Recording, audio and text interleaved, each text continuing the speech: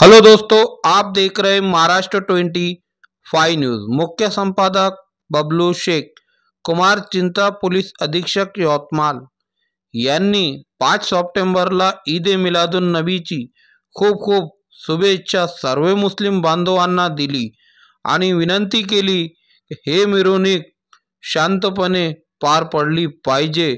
आपण सर्व पोलिसांना दिग्रस पोलीस स्टेशन वैजनाथ मुंडे साहेबांचे मार्गदर्शनाखाली आणि आमच्या चॅनलला लाईक करा, सबस्क्राईब करा आणि शेअर करा। सर्वांना नमस्कार। मी कुमार चिंता, यवतमाळ जिल्ह्याचा पोलीस अधीक्षक।